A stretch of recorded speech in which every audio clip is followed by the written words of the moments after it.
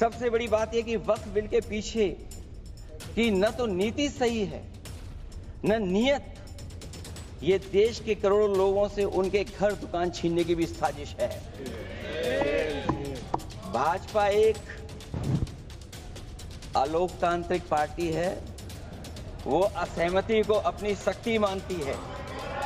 जब देश के अधिकांश राजनीतिक दल वक्फ बिल के खिलाफ हैं, तो उसे लाने की जरूरत क्या है जो जिद क्यों कर रहे हैं सरकार। वक्फ बिल का लाना भाजपा की सियासी हट है। वक्फ बिल भाजपा की सांप्रदायिक राजनीति का नया रूप है। वो तो आपको काटेगा, और इसलिए काटेगा कि अध्यक्ष महोदय बाहर ये लिखते हैं सत्यमेव जयते, बाहर है लिखते सत्यमेव जयते, भाजपा अंदर असत्य बात कहते। भाजपा वक्फ बिल लाकर अपने उन समर्थकों का तुष्टीकरण करना चाहती है। भाजपा का लक्ष्य यह है कि ध्रुवीकरण हो, क्योंकि वो जानते हैं कि ध्रुवीकरण जितना होगा उससे वो लाभ उठाने में आगे रहेंगे। तो ये वक्फ बिल जो लाया जा रहा है वो अपनी वोट बैंक को संभालने के लिए और समाज को बांट करके ध्रुवीकरण करके राजनीतिक लाभ लेने के लिए लाया जा रहा है। बहुजन कैलेंडर पर भारी छूट, सिर्फ 300 रुपए में 10 कैलेंडर की बुकिंग करिए। संपर्क करिए 9711 666 पर। अध्यक्ष महोदय, भाजपा जब भी कोई नया बिल लाती है तो वो अपनी नाकामी छुपाती है। भाजपा वाले मुसलमान भाइयों की वक्फ की जमीन चिन्हित करने की बात कर रहे हैं, जिससे महाकुंभ में जो हिंदू मारे गए हैं या खो गए हैं उनको चिन्हित करने की बात पर पर्दा पड़ जाए। अध्यक्ष महोदय, मुझे खुशी इस बात की कि हमारा धर्म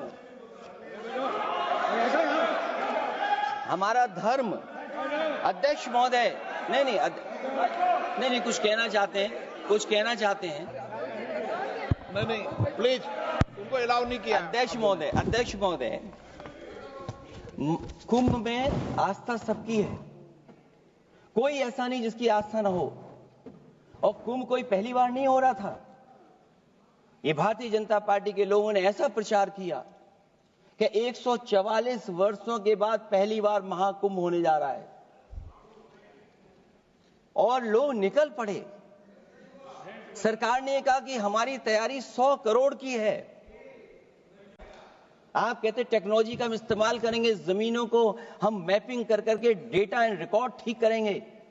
अध्यक्ष महोदय, ये बताएं कि वो 30 लोग कौन थे, उनके नाम क्या थे जिनकी जान चली गई, न केवल जान जाने वालों की, बल्कि अध्यक्ष महोदय ये सरकार बताए कि जो लगभग 1000 हिंदू खो गए हैं, जो अभी तक नहीं मिले, जो अभी तक नहीं खोज पाए हैं, वो 1000 हिंदू की सूची कहां है। और फिर धर्म कारोबार की बात है, जो ये लोग गोली। अध्यक्ष महोदय, मैं कार सेवक वाली बात इसलिए नहीं छेड़ना चाहता हूं। अध्यक्ष महोदय, ये शायद माननीय सदस्य जानते नहीं कुछ सच्चाई नहीं जानते। अध्यक्ष महोदय, ये संविधान की वजह से, संविधान को बचाने के लिए, हिंदू एकता को बचाने के लिए कुछ फैसले लिए गए, लेकिन एफआईआर हम लोगों पे नहीं लिखी गई थी। एफआईआर उन पे लिखी गई थी जो बेचारे तैयार हो गए थे सुबह, लेकिन पता नहीं कहां से फोन आया था, कहा था कि अब तैयार तो हो गए हो, लेकिन आप शिलान्यास में नहीं आ सकते। इसलिए बात को इधर से उधर नहीं में ले जाना चाहता। अखिलेश जी, जरा वक्त पे भी आ जाओ। अच्छा, वक्त पे आ रहा हूं। नहीं, वक्त पे अध्यक्ष इसलिए आ रहा हूं क्योंकि वक्त समझने के लिए भारतीय जनता पार्टी की सोच क्या है। और ये अध्यक्ष महोदय जब ये कह रहे हैं कि इससे कारोबार होगा, अध्यक्ष महोदय, धर्म की चीजों से कारोबार नहीं हो सकता। हमारे उत्तर प्रदेश के मुख्यमंत्री जी ने भी कहा कि कारोबार होगा। वो 30 की गिनती में उलझे हुए हैं, जैसे 30 मार खाए वो। उनसे पूछा कि जान कितनी गई, वो 30। उनसे पूछा कि कारोबार कितने का होगा, 30 गुणा 10,000 करोड़। सोचिए, कुंभ हमारा क्या कारोबार की जगह है? और फिर उसका कौन नापेगा, कैसे लाएगा?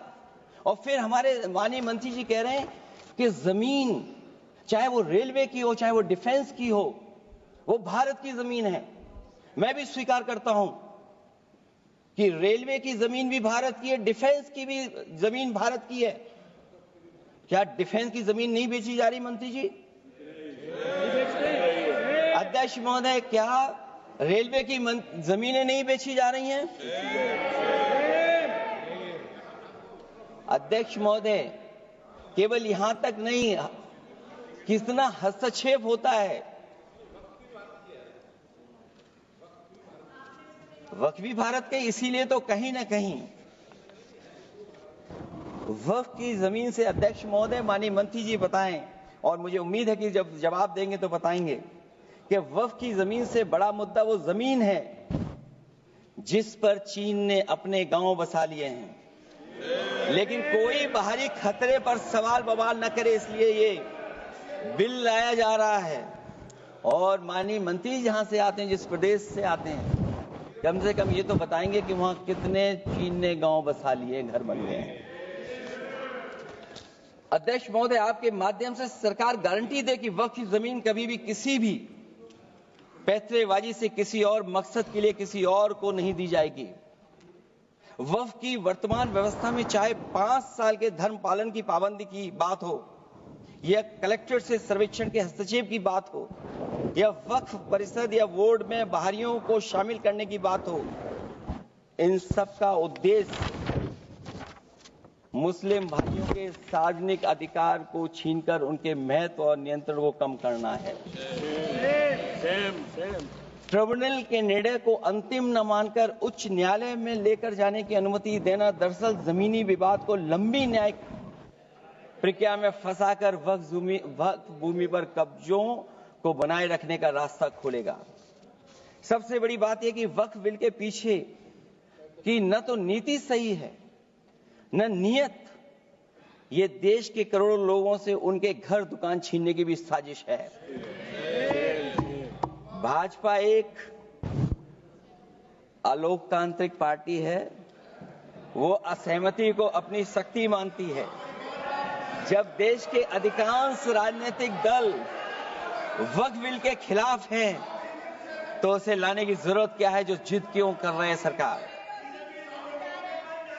वक्फ बिल का लाना भाजपा की सियासी हट है। वक्फ बिल भाजपा की सांप्रदायिक राजनीति का नया रूप है। वो तो आपको काटेगा, और इसलिए काटेगा कि अध्यक्ष महोदय बाहर ये लिखते हैं सत्यमेव जयते, बाहर है लिखते सत्यमेव जयते, भाजपाई अंदर असत्य बात कहते। भाजपा वक्फ बिल लाकर अपने उन समर्थकों का तुष्टीकरण करना चाहती है जो भाजपा की आर्थिक नीति, महंगाई, बेरोजगारी, बेकारी और चौपट अर्थव्यवस्था से उसे छटक गए हैं। क्योंकि अध्यक्ष महोदय, जब से वोट में गिरावट आई है, और खासकर उत्तर प्रदेश में भी, तब से भारतीय जनता पार्टी की कोशिश है कि अपना वोट कैसे संभाला जाए। ये वोट को संभालने के लिए बिल लाया गया है। भाजपा का लक्ष्य वक्फ की जमीनों पर है। इन जमीनों का नियंत्रण अपने हाथ में लेकर इन जमीनों को पिछले दरवाजे से अपने लोगों के हाथों में दे देना चाहती है। भाजपा चाहती है कि वक्फ बिल लाने से मुस्लिम समुदाय को लगे कि उन पर हक को मारा जा रहा है, वो उद्वेलित हों और भाजपा को ध्रुवीकरण की राजनीति करने का मौका मिल सके।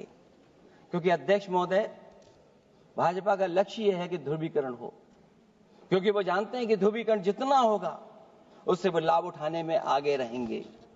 तो ये वक्फ बिल जो लाया जा रहा है, वो अपनी वोट बैंक को संभालने के लिए और समाज को बांट करके ध्रुवीकरण करके राजनीतिक लाभ लेने के लिए लाया जा रहा है। और अगर इसके लिए नहीं लाया होता तो पहले से जो जितने फैसले लिए सरकार ने, क्या उससे देश और प्रदेश में कोई बड़ा बदलाव आ गया है? अगर स्मार्ट सिटी का बात करें तो कितनी स्मार्ट सिटी बन गई है आपकी? आपके नोटबंदी की वजह से न जाने कितना रुपया कहां निकल रहा है, और डर तो ये लगता है कहीं भाजपा वाले दूसरों के पैसा रख करके न पकड़वा दें। वक्फ बिल के आने से पूरी दुनिया में एक गलत संदेश भी जाएगा।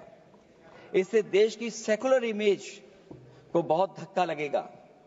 वक्फ बिल भाजपा की नफरत की राजनीति का एक और अध्याय है। मैं अंत में कहना चाहता हूं कि अभी तो आपने साथी संभाल लिए हैं, एक साथी तो मुझे दिखाई नहीं दे रहा है, और हमारे जिनका हमने सम्मान किया हमें कहां ले गए आप, और हमें यहां छोड़ गए आप, हमें छोड़ गए। हमें देखिए सभापति महोदय देखिए राजनीति क्या है। हमने आपका हाथ पकड़ा और हम यहां आ गए, और आप हमारा हाथ छुड़ा करके वहां चले गए। इसलिए देखिएगा कब हमारा इनका हाथ मिल जाए। और मैं अध्यक्ष सभापति महोदय ये कहना चाहता हूं कि वक्फ बिल भाजपा के लिए वाटरलू साबित होगा, क्योंकि ऊपर से तो हाँ हाँ कह रहे हैं, लेकिन अंदर ही अंदर बहुत सारे साथी सहमत नहीं है। मैं अंत में इतना ही कहना चाहता हूं कि ये वक्फ बिल जो लेकर के आए, कोई उम्मीद लेकर के नहीं आ रहा है। ये सोची समझी रणनीति का हिस्सा है, क्योंकि इनका जो बोर्ड बिखर गया है, ये मुस्लिम में भी बंटवारा चाहते हैं। मुस्लिम इस्लाम धर्म में कहीं बंटवारा नजर नहीं आता है, लेकिन इनकी कोशिश है कि इस बिल के माध्यम से हम मुस्लिम भाईचारा में भी बंटवारा करते हैं। बंटवारा तो पीडीए करेगा। अभी देखिएगा सभापति महोदया, हमारे एक सदस्य कह रहे थे कि चुनाव बहुत अच्छा होता है। इनसे बेहतर किसने चुनाव देखा होगा? चलिए धन्यवाद। वोट ही नहीं डालने दिया। सभापति महोदया, मैं धन्यवाद देता हूं। मैं और अपने दल और साथियों के साथ कहता हूं कि समाजवादी पार्टी बिल का विरोध करती है। वोट पड़ेगा तो हम इसके खिलाफ वोट डालने जा रहे हैं।